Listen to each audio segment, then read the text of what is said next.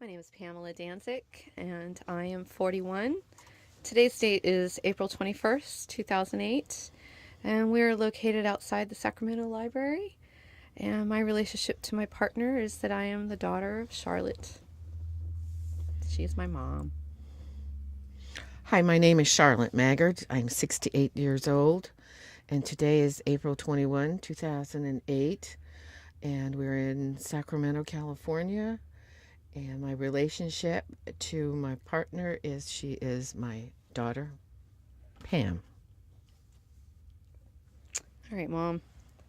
So, the questions that I wanted to ask are things that we're, going to discuss. I wanted to know about things, how it went when you came to the United States when you were a kid, and then your progression, of your life and your experiences. So, what date did you arrive here in the States, and where'd you come from? Well, was born in Glasgow, Scotland, and we immigrated to the United States on the SS Franconia, or the HMS Franconia, in 1951. And we arrived in New York on December 23rd.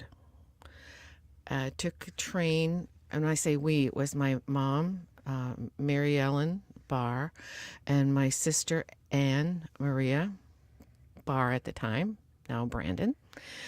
We arrived in New York, took the train that evening to Detroit, Michigan, and arrived on the 24th, Christmas Eve day. And your dad was waiting for you there? And my dad was there. Yeah, he had immigrated in August and got a job in an apartment, and then sent for my mom and us.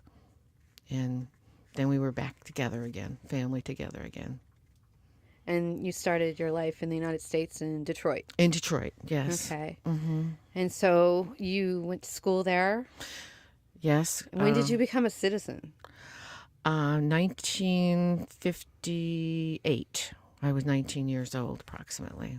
Mm-hmm. Was it right after high school? It was the following year. No, I'm sorry. It would be 1950. Yeah, 1958. 1957, I graduated from high school. And the following year, I became a citizen. Took the test, took the oath. It was very exciting. Was it? Yeah. Yeah. I'm very proud. Mm-hmm. And then, so after your high school graduation, you stayed with your parents and worked until you got married. Yes, that's correct. I did. And you married Dad and had my brother Phil. Yes. And then you had me. Mm-hmm. And then we moved from Michigan to California. Correct. When we moved from Michigan to California, I was pregnant with your sister, Selena. And we moved just before Thanksgiving. And then Selena was born here in California. Right. And so you were a stay-at-home mom with us, with Phil and I. Yes. And then what prompted you to have to go outside the home to get a job? Well, initially, when you were about 5 years old in Michigan, I'd go back to work because Dad got laid off. Mm-hmm. And so I had to kind of fill in.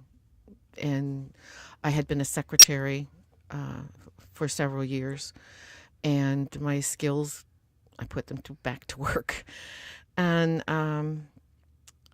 then we moved to California. I got pregnant, and then we moved to California because of job layoff again. And then Dad was working, and I was stay at home for a while. And then to save money, we got an apartment, and we became apartment managers. So I was able to basically stay home with you, Phil, and Selena. And create income. And create income, saved enough money to buy our house in San Pablo. But at a certain point, I remember you being at home with us, but then you had to go back to work full time. Well, then after we bought the house, shortly after we bought the house, when you were about, Selena was 18 months, so you would be, 8, almost 9. Dad was injured. He was injured on the job. Right. And he was then on again, off again, on again, and then finally had surgery on his back. And so then, with his loss of income, I had to go back to work again. And I worked part-time initially, and then I got a full-time position. And When did you get the job as the city clerk of San Pablo? April 1st, 1977, I was sworn in. And I keep telling them that I didn't know if the joke was on them or the joke was on me. And were you interested in politics before you became Yes. city clerk? Yeah. Always had been interested in politics and interested in law. And we had worked on a campaign for local congressman. And For George Miller? yeah, for Congressman George Miller, who, Yeah. by the way, is still in Congress. Right. And so that was kind of like the introduction. That's where I got to know him, and and we knew his staff members. Right. And our kids went to the same school with one of his staff member. And when the position of city clerk, it was announced that there was a vacancy and that the council wanted to interview people. It was his staff that It suggested was his you. staff member that suggested that I apply for the position because we had worked together at Right. school on projects, and Okay.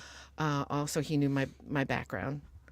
And So what was it like for you to be back into the workforce, especially in a political arena, for a woman in 1977? Well, it was scary.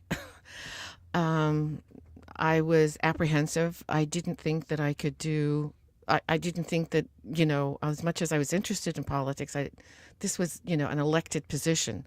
I was appointed for the first year, and then after that, I would have to run for office. So Was it difficult to run for election? I was apprehensive, but your dad encouraged me and said I could do it and had every confidence in me. So I took remember the posing for the plunge. newspaper pictures. Yeah, I mean, I'm not Our super 70s outfits. I'm not, I'm not a very public person. I would rather be in the background doing the support kind of work. But with this, it was, I had to put myself in place, in situations that were not as comfortable as I'd like it to be. But You had to push yourself out of your comfort zone. yes, Yeah. yeah, very much so.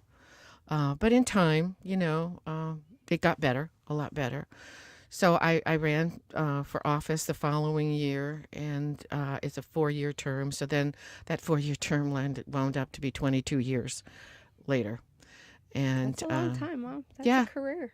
Yeah. So in your career, you had an opportunity to work with and meet a lot of politicians, not just city and local, but also state and federal. Yes. Yes. So I know I was really proud when you went to Washington, D.C. when I was younger, and you were able to meet the then president, Jimmy Carter. Yes. What was that like for you? Very exciting. Yeah. Very, very exciting. And it was almost something that I didn't believe when I got the invitation. It was, wow, why me? But I said yes, of course, right away. And it was kind of interesting to be interviewed by, I believe it was Secret Service, because they have to make sure that, You're everybody, not crazy. yeah, that I wasn't crazy and a danger to the country or to the president. Was your citizenship brought up in the conversation? I believe so. Yeah. Yeah, but I had my citizenship papers, and they already know things like that when they send out the invitation. So What was President Carter like meeting? very kind, very very nice man, very pleasant. Got to shake hands with him. Yeah. When we were invited, it was with a group of West Coast elected officials, Democrats, of course, Lifelong and Democrat. yeah, and we went to Washington, and we were there for a couple of days, and we were invited to the White House for lunch.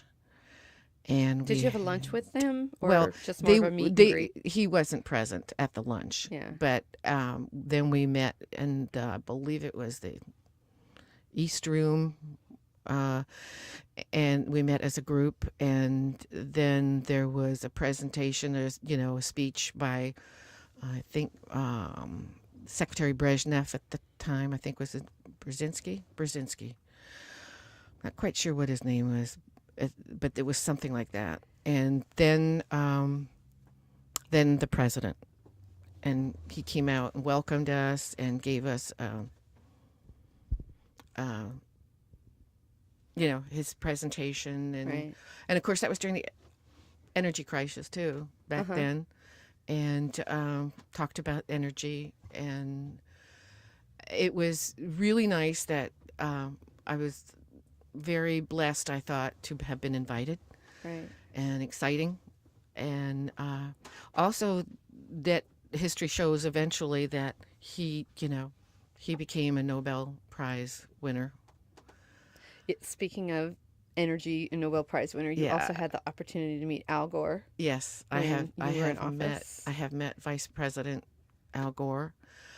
Then Vice President. He was He was president then at the vice time. president at the time that he came to the city that I work for. The city of San Pablo, California, was a host city for the presidential delegation, which Right. Vice President Gore came to promote the health care program that President Clinton had proposed. What's interesting about that interaction or that meet and greet that you got with Al Gore was that we didn't know that it was going to happen until like 24 hours before. It was like Right, it something that was- was sprung upon us. Yes. And I yes. remember you calling me saying, if you want to meet Al Gore, you better get down here now. Yeah. Yeah. And having that, like mad dash from work because, I was going to ditch work to go visit and meet Al Gore. Yeah. And We're going to so- miss that opportunity. I know. So I Yeah. was really excited to be in the audience and to be able to take pictures of when you were able to meet and greet with him. Yeah. And, again, I was just so proud of once again, there's my mom, in Yeah. the mix of things. I mean, little San Pablo city clerk, once again, she's really meeting some really important people in not just, our government, but, world history at this point. Well, because, again, Nobel Al Prize, is, peace. Nobel Peace Prize Yeah. winner. Yeah. And I remember him being very friendly to you as well as everybody. He was. really a great, Very gracious. gracious. Very yeah. gracious. As I thought Yeah. President Carter was too. So those were the highlights. Yeah, those are some of the Okay. highlights. Those yeah. are the highlights, But I also know that you experienced adversity. Halfway through your career, you had a sudden loss of vision. Yes. And Yeah, I did. due to, Macular degeneration. in a It very was short called period of time. Premature macular degeneration. Yeah, it happened within 2 months, Right. and I then was determined to be legally blind, and then still am. And And that was 10 years into very your difficult. Very your difficult. career. Yeah, it was. I was about 10 years city clerk at that point in time. And by then, Dad had had a second surgery in the past, and you guys were, in that 10 years, you were in school, and I was really impressed with your ability to cope, to find the skills it took to manage keeping your job. I mean, you were looking at reading documents and running agendas and citywide meetings that the majority of your job had to do with reading, and you had lost your ability to read yes, at that point. that's true. And you struggled to Extremely stressful in the very beginning. yeah. Extremely stressful. Yeah, I remember. I remember the day. Well, it was within a few days of having had the experience of the loss of vision, having had laser surgery, and dealing with the inability to read as I used to. And we had an emergency preparedness meeting that each of us had a role to play in this. It was like a mock meeting. Citywide one. Yeah. Yeah. And I was to read this my portion of a manual. It must have been about 5 inches thick, and that was very stressful because I had no visual aids at the time. Right. And Ultimately, the city did provide you with yeah, visual aids yes, so that you could do your work. yeah, You continued working for 10 more years. yes, I did. Yeah, with the assistance of the city, they purchased large print software for me, Mm-hmm. and also an image enlarger. So they did accommodations They for did, you. yeah, they did, with the help of the city council. The city manager promoted it, and uh, I was very grateful, very grateful. When did you first realize that something was going on with your vision? I was driving home from work, and I noticed that the telephone poles had a bulge in them, the light fixtures, the light poles. Mm-hmm. And I thought it was because at the time I had bifocals and that maybe I needed adjusting or something. And so I called my optometrist, described the situation, and he said, I want you to come in right away. So I went to his office, and he examined me and said, I want you to go to an ophthalmologist, and I want you to go tomorrow. So I called an ophthalmologist over in San Francisco that I knew because we lived in the Bay Area at the time. And they got me in right away because it's very important that with macular degeneration, when it first happens, that you get immediate medical attention. To stop the progression. Hopefully to stop the progression, yes. So I went there and was diagnosed, and then they recommended laser surgery in one eye, in my one eye, my left eye, and then I had that done, and then I woke up within 3 to 4 weeks one morning, and it was in my right eye. The vision had gone in my right eye, so both eyes are affected. And at that point, it was recommended that I go into an experimental program that my ophthalmologist was working on at the time. His name is Dr. Wayne Fung in San Francisco Pacific Medical Center. And he was experimenting with interferon as a drug. It's a cancer-fighting drug. It's an AIDS treatment drug as well. Yeah, it shrinks tumors. Yeah. And so he had been trying it on some patients and thought I was a good candidate. And so I went on the interferon treatment, which was injections every other day for like 6 to 8 weeks. And it stopped the bleeding. And so it doesn't reverse it, but it did stop it. It stopped the progression. It wasn't Yes. really going to Right. fix it, but Right. it stopped the There's progression. nothing can get it Yeah. your vision back, but at this point, My recollection of this point in our lives is that you were struggling to maintain your vision, mhm, that it was really disheartening for you to not be able to drive. that And was then yeah. the loss of being able to read for pleasure, Mhm. because you were an avid reader when I Yes. was a child. Yes, I enjoyed reading very much. It was difficult to It was very watch. difficult. It was very difficult to not be able to pick up a book, a magazine, newspaper, and read for pleasure. Yeah. Uh, I remember that being a big, yeah. That and driving. yeah. The Losing my independence. independence was very, very difficult. Very difficult. But Since then, though, Mom, I feel like I've watched you reclaim your independence. You don't have a problem getting on a bus or catching a train. no, no. I mean, when I look at it and I think about it back then, and I also think about it now, is it could be worse. I could be totally blind.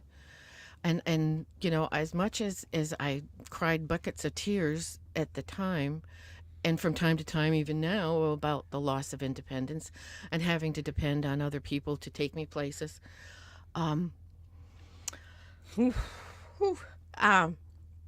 could be worse. I could be a lot worse. There's a lot of people that are a lot worse than I am. And I thank God that the limitations I have are only that.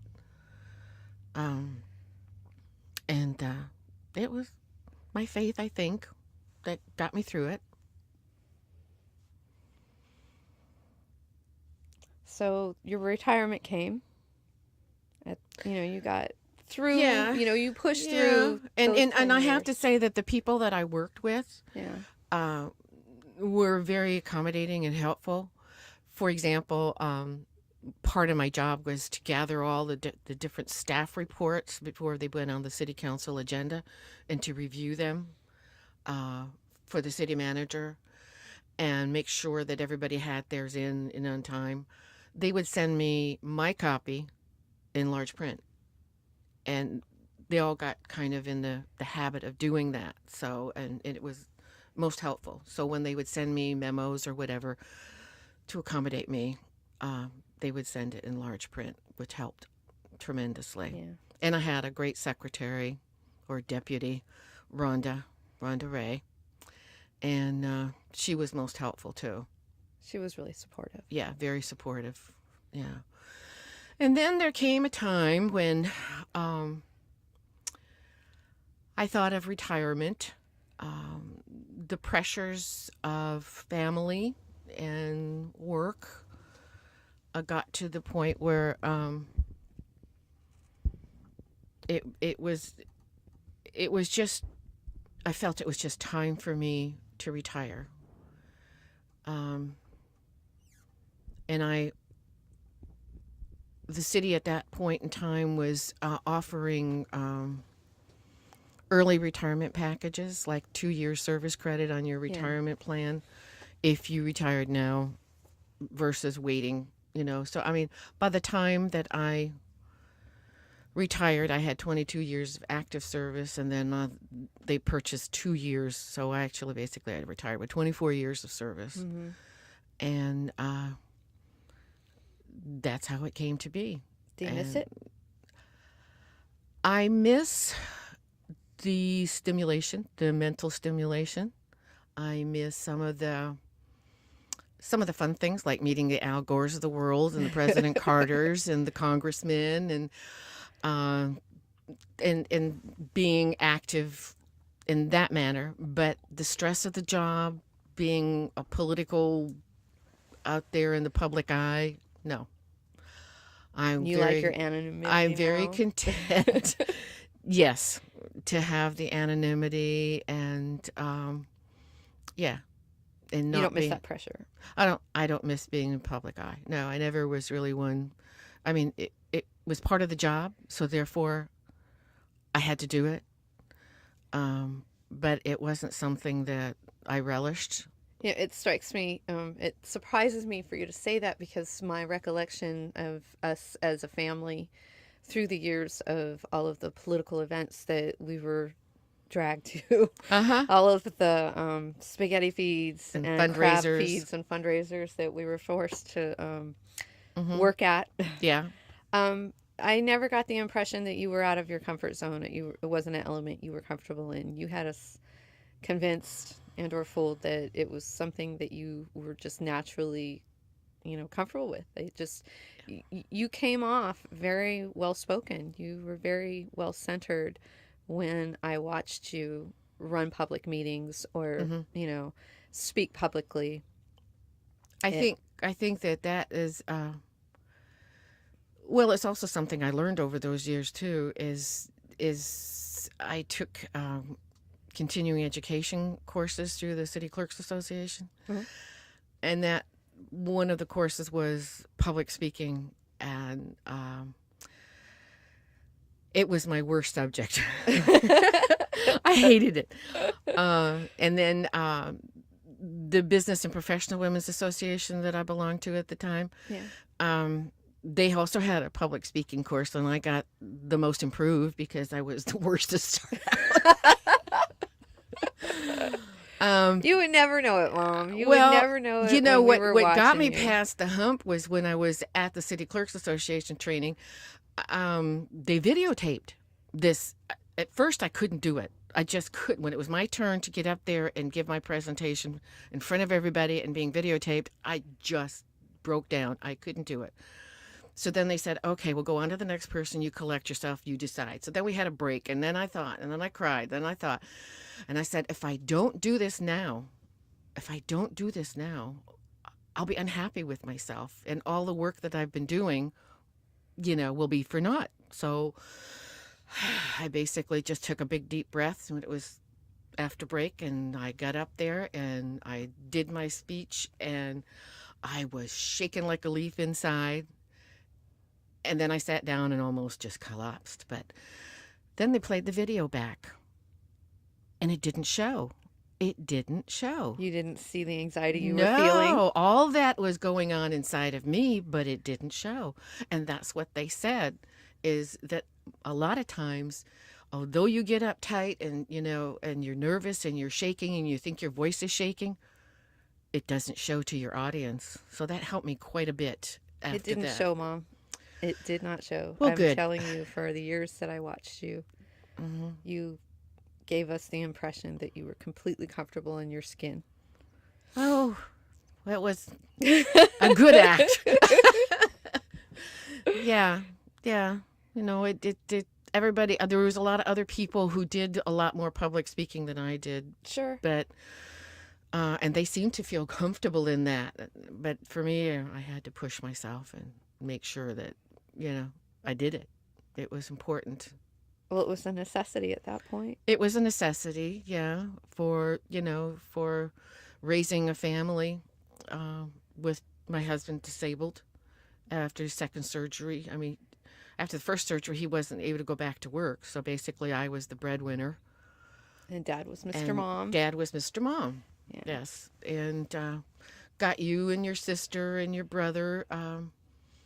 We paid tuition in 3 different schools at the same time. Dad was period. Mr. Mom before guys were staying home with their kids. Yeah. And he did a really great job. Yes, he did. His Yes, he did. it was an adjustment to have Mom and then to have Dad. And that Dad was a better something. cook. Dad Still is a better great cook. He's still a good cook. Yeah, he's still a better cook. This is true, and much better at laundry as well. He's Oh, no, I'm pretty good at laundry. I don't know, Mom. Okay. But it was different. I knew that we, as a family, compared to like our friends and neighbors, I knew that you going into the workforce and being part of our political local scene and having to put our family out there, and having Dad be your support. And he wasn't just your support at home. He belonged to a lot of different functions and groups he was to very, be supportive very of you. supportive. Yeah. I was very proud at the time to see such, like civically minded, parents, and that, you were expecting us as a family to, participate in the process, not just the political process, but also everything that you had us do, as far as And volunteering, giving fundraising back. and giving back. Yeah. That was something that, it seemed second nature for us, to be at all the different functions, on any Right. given weekend we had some sort of thing that we were expected to work at, and although it was really fun, there was still work to be had, and Yeah.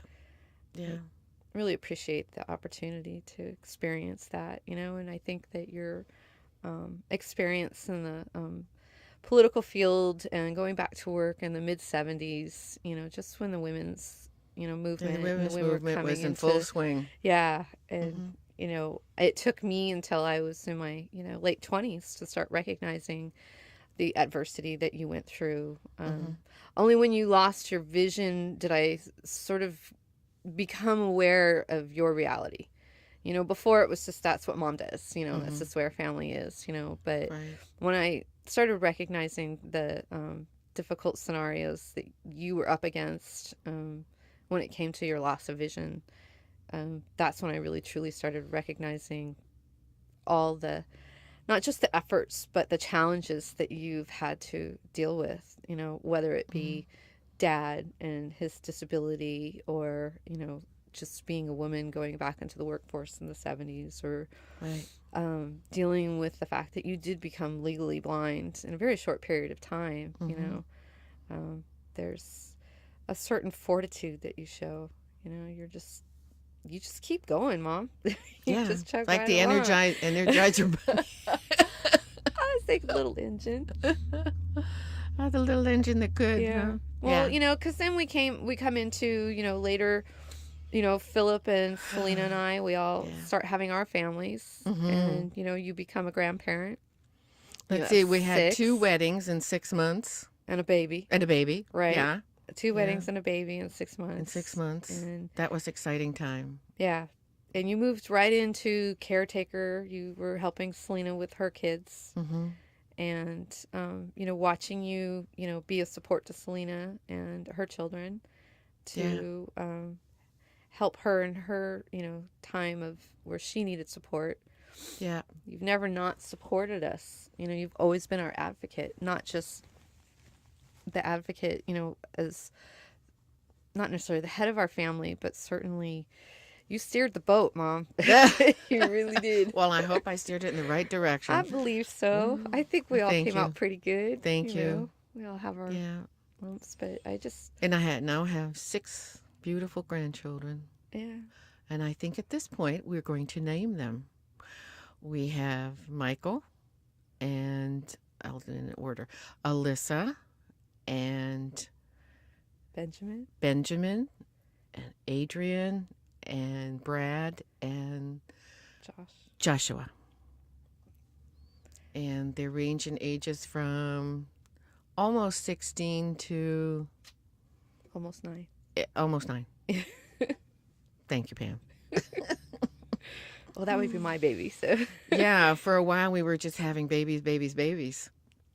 And now it's kind of quieted down. And So what brings you Everybody's happiness now? my family and my grandkids. I enjoy being with them. I enjoy watching my children and their spouses. Pam's spouse is Mike, and Phil's is Christina. And I enjoy their successes, watching them succeed in life, knowing full well that they're going to be, that they are great parents and will continue to be. And that's what parenting, I guess, is for me is all about, is to, I guess, give them an example and then watch it happen, watch them do the good job that I know they can do, and to enjoy my grandkids, play with them, to just have them around. So do you have any words of wisdom from one working mom to another? Words of wisdom. Patience, if you can find it.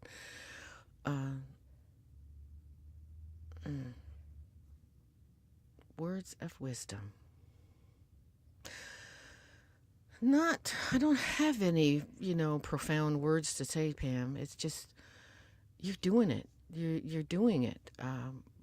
I see what you do. I see how hard you've tried, and I've seen the fruits of that in Ben and in Josh and your parenting.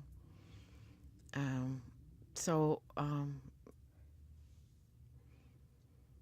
just keep working on the challenges, because I know that it's in there. You can do it.